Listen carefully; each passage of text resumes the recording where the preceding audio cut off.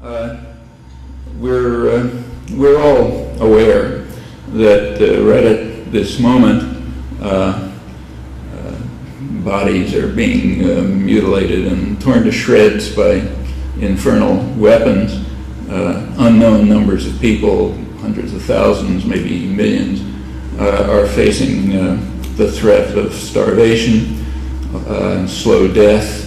They were at the edge of survival after a decade of sanctions, criminal sanctions, even before the attack started, and no one knows what the effect will be, could be grim. Under circumstances like that, it is not easy for any of us, I'm sure, to try to step back and take a cooler look and ask how we got to this situation, where it's likely to go from here, and what we can do about it. But that's what I'll try to do, putting aside the scenes of horror that are all in the back of all our minds. With regard to the last question, what can we do? The answer is not just a lot, but virtually everything. We're unusually privileged. We're, by comparative standards, most of us remarkably have resources available to us that others don't have. We have enormous freedom. That's not a gift that was given to us. It's a legacy that was left to us by centuries of struggle, by centuries of people, most of whose names are completely forgotten, but who were the important people, and the ones who created the freedom and the rights that we now have, and that will be taken away unless you constantly defend them. And there is, in fact, a major effort to take them away right now. They will be unless they're defended. They can be extended, and they should go far beyond the changes. Even in recent years, there's been very striking and dramatic progress, and there can be a lot more. With regard to the current situation, we can do more to change it than anyone in the world. All of this should be truism. It's also kind of a truism that privilege confers responsibility. At that point, choices arise. You can face the responsibility, which may not be easy, but it's a lot easier for us than people in almost all the world. Or you can shirk the responsibility, in which case you're leaving the future to be determined by forces that are anything but benign. And it's not an exaggeration to say that that future may not be very long. They're pushing to the edge of survival. It's not an exaggeration. There have been crises in the past. The scale is quite different. Most of the people in the world, in fact, I'm sure the overwhelming majority, are praying that we will take that responsibility. There is just no other way, in the near future at least, to put a halt to a juggernaut that is regarded around the world with great fear and dread and often hatred. In fact, I can't remember a moment like this in history. Just see if you can think of one. I can't. But when one great power with enormous means of violence at its hands was so hated and despised and feared. The war that's going on is called in the propaganda system the War of the Allies. The only thing they're allied, the only alliance is the alliance of Bush and Blair against literally the entire world. The world opinion is overwhelmingly opposed to the war. It's not just the war. It's opposed to what the war is. The war is understood as a symptom of something much broader, and the opposition is to the much broader phenomenon of which this war is just an instance. We know what it is. I mean, at this point, even before the war began, You could read last October in the national press that the world is more concerned about the unbridled use of U.S. power than it is about the threat posed by Saddam Hussein. Opening sentences of an article in the Christian Science Monitor last October, which is an understatement, because in fact the world was not concerned about the threat posed by Saddam Hussein because it didn't see any threat. They may hate even his neighbors, despise him, but are not afraid of him. They weren't afraid of him for very good reasons.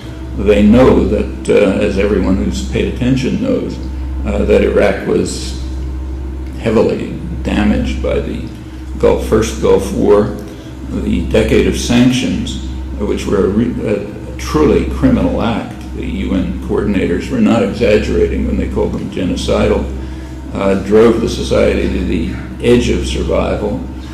Large majority are on the edge of starvation. Iraq is the weakest country in the region. Its military expenditures and its economy are about a third those of Kuwait. Kuwait has 10% of its population, far below those of other countries in the region, and not even shouting distance of the regional superpower. The regional superpower is in effect an offshore military base of the United States and totally dominates everyone else in the region, namely Israel. That's a small country, but being a U.S. military offshoot, it's extraordinarily powerful. Hundreds of nuclear weapons. According to its own estimate, it has air and armored forces that are larger and technologically more advanced than any NATO power outside the U.S., let alone any country in the region.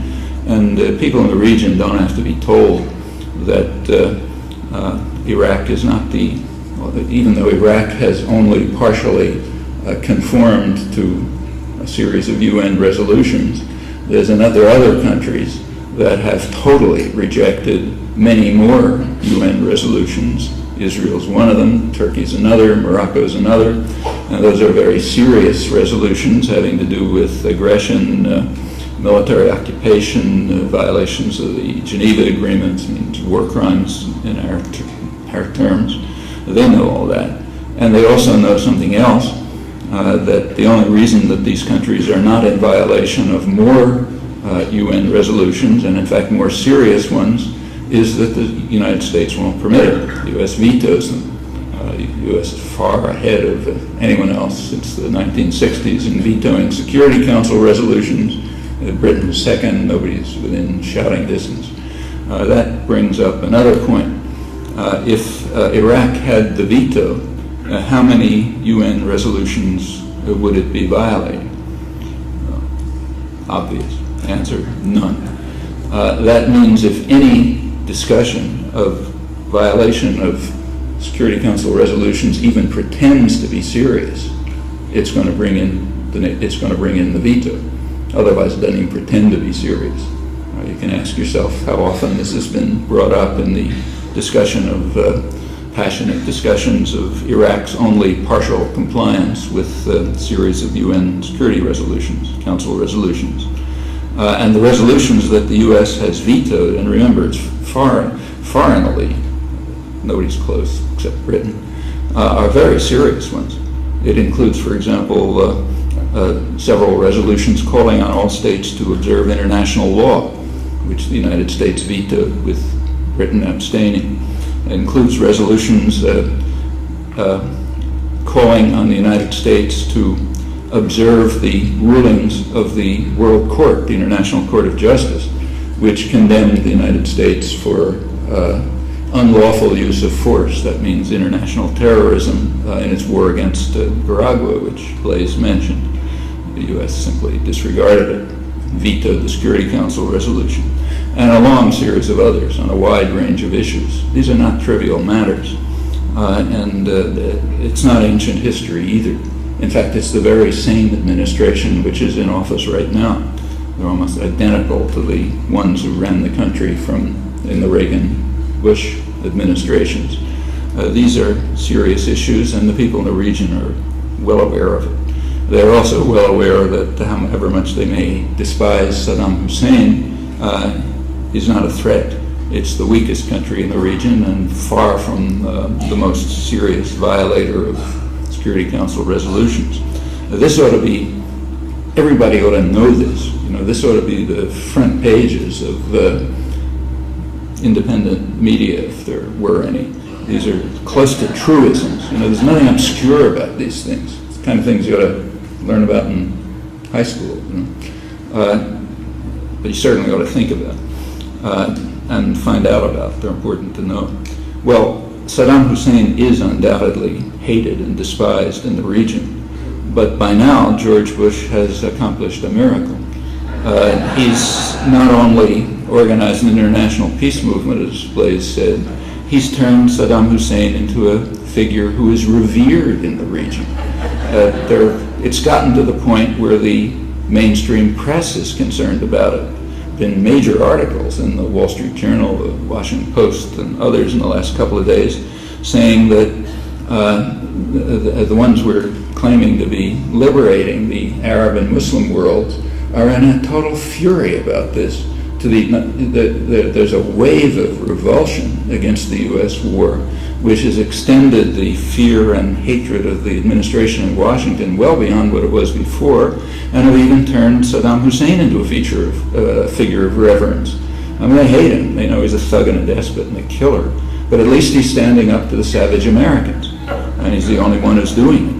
And you can read in the mainstream press here that he's described with reverence by people in all walks of life in countries like Jordan, the closest ally of the United States, and by people right in the mainstream, Christian, wealthy Christian Arabs who say, okay, America is our enemy, we have to destroy them.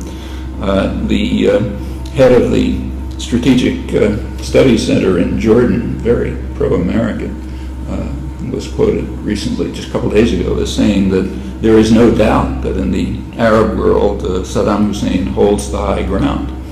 And he was worried about that because he knows what it means for countries like Jordan and Egypt and others. If they ever relax controls, if they ever allow the voice of the people to be heard, it's going to be the voice of the radical Islamists who want to declare a global war against the United States and secular nationalists who are very much into the whole U.S. International economic system, but agree with them. I agree with them that something must be done to stop this savage power, which here we can turn to actual polls. There have been recent polls of the Arab world conducted by specialists at U.S. universities, which show that about 95% of the population from Morocco to through the Persian Gulf to Lebanon believes that the United States has no interest in the Arab world other than controlling its oil, protecting its offshore military base, Israel, and humiliating Arabs and Muslims. Doing that by virtue of the fact that it possesses the force, the means of violence that enable it to do anything it wants, to murder people from a safe distance, to kick them in the face, anything. That doesn't make friends. The Washington Post article about this a couple of days ago opens by saying things are happening things are brewing in the Arab world which do not bode well for the United States. That's quite true. That Bush is acting to create the basis for a reaction which is likely to be a reaction of expanded terrorism. They know they're not going to attack the United States. They can't do that. But they can do what international affairs specialists have been pointing out for a long time. They can develop weapons of mass destruction. They can carry out extensive terrorist acts, which are basically unstoppable.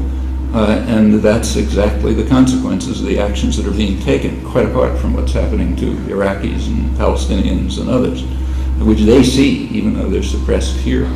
I mean, if somebody was watching this from outer space, they could be forgiven for believing that George Bush was embedded into the White House, to use a contemporary term, as an agent of Osama bin Laden. I mean, if Osama's,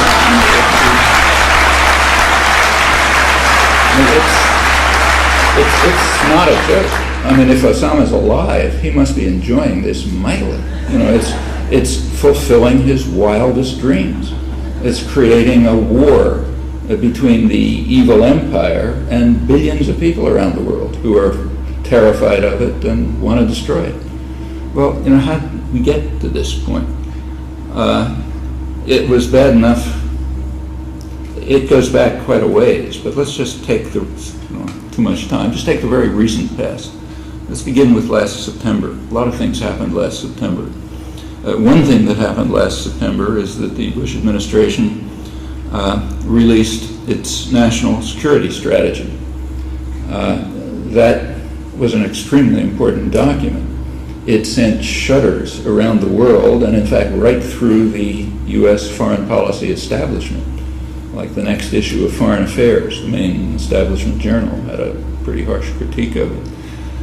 What did it say? Well, it was very brazen. The national security strategy said that the U.S. the U.S. government is intending to rule the world by force. That's the dimension in which the U.S. has overwhelming advantages. By now it probably outspends the rest of the world combined in military force and is expanding it in directions that are considered extraordinarily dangerous by everyone, like moving into weaponry in outer space. It's not dominant in other dimensions, but in force, yes, overwhelmingly dominant. The U.S. intends to rule the world by force and to do it permanently. Any potential challenge that is detected to U.S. dominance will be destroyed. That's the content of the national security strategy. There's been nothing like that in history. Nobody's ever said that. They may think it, you know, or they may describe policy that way, in fact have, but it's never been declared as official government policy before. There are precedents, and they're worth looking at, but nothing quite like this. Well, that frightened people, increased the fear that already existed. The fear was already great, increased it greatly. This is sometimes called a preemptive war doctrine. That's just propaganda. It's not a preemptive war doctrine. Preemptive war means something. A preemptive war, under charitable interpretations, falls within the existing framework of international law. Okay, so those of you whose memories are long enough may remember that the present incumbents in Washington, one of the ways they kept the country terrified through the 1980s, as they did, one of them was to conjure up an air base in Grenada, which the Russians were going to use to bomb us. You know, fortunately, our brave cowboy leader saved us in time. Sent 6,000 special forces who managed to overcome the resistance of a couple of dozen Cuban paramilitary workers with pistols, and actually got 8,000 medals of honor for it. And we were standing tall after that, if you remember, so we were saved. But for a while, it looked like the Russians were going to bomb us from Grenada, assuming they could find it on a map somewhere. Well, suppose they found it, and they had bombers there, and the bombers in Grenada were doing just what we were told they were going to do, and everyone was supposed to be shivering. They were coming across the Caribbean to bomb Florida. Okay, if at that point the U.S. sent out planes to shoot down the bombers before they destroyed us, that would be legitimate under Article 51 of the UN Charter. That's preemptive war. This is something totally different. This is a doctrine that says we will attack anyone who we regard as a potential challenge. Nothing preemptive about that. Sometimes it's called preventive war, but that's not right either. It's not preventing anything. The only thing it's preventing is any potential challenge that the U.S. government invents, claims to be a challenge. That's just an open license to go to war with anybody and destroy anybody, which we can do because we have overwhelming power. And that's the way it's understood, and it doesn't make people comfortable. It did cause a wave of hatred and fear. This is I think this is the most feared and hated political leadership maybe in history. It's hard to think of a counterpart. Well, that's one thing that happened in September.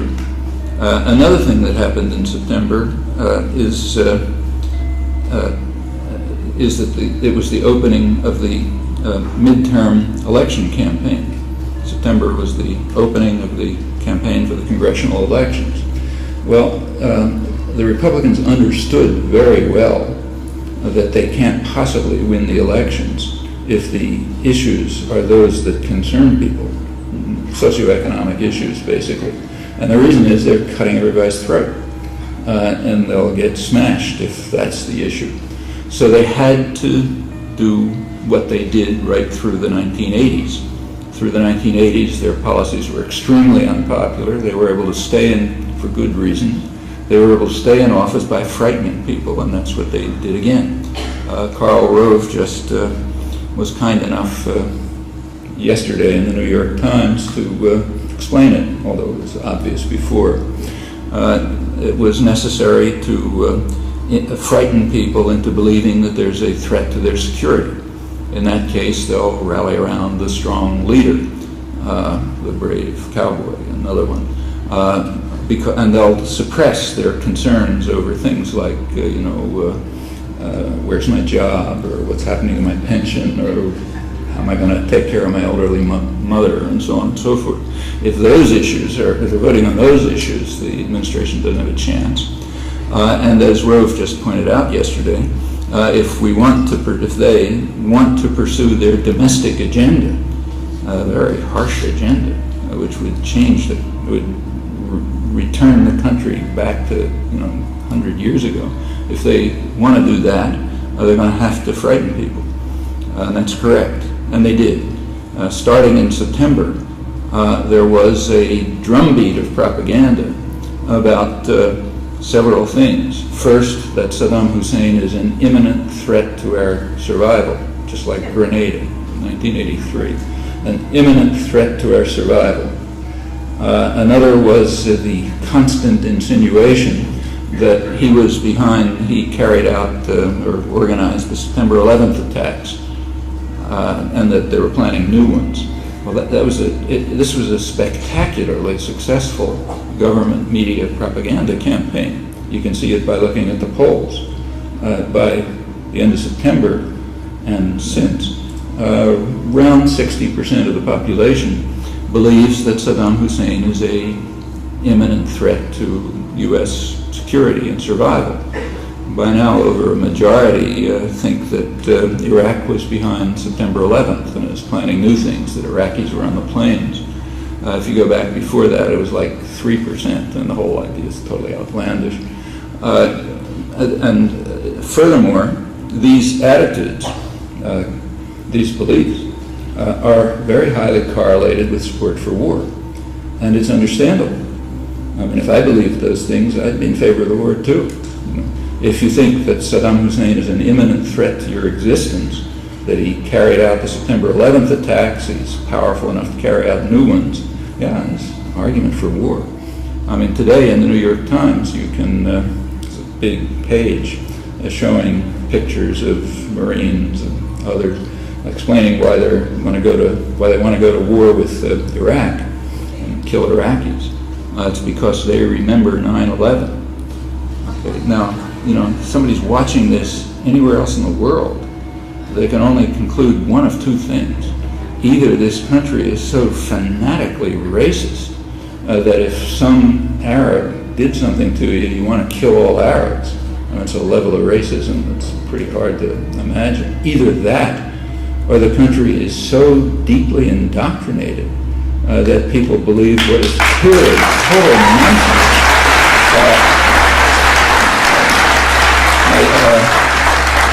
You can ask the editors of the New York Times which of those two messages they're trying to convey, but it's got to be one or the other. I can't think of a third interpretation. Okay, that frightens people. Let's go on. Congress in October did pass a resolution authorizing the force because of the threat posed by Iraq to the security of the United States. Virtually the 1985 national emergency reiterated annually about Nicaragua. And it goes on from there. We go on to the war. There's plenty, with that going on, there's plenty of background for the fear and the hatred, which is enormous. International polls are just shocking on this. I won't go through them because there's lack of time. They're mostly not reported, but they're dramatic.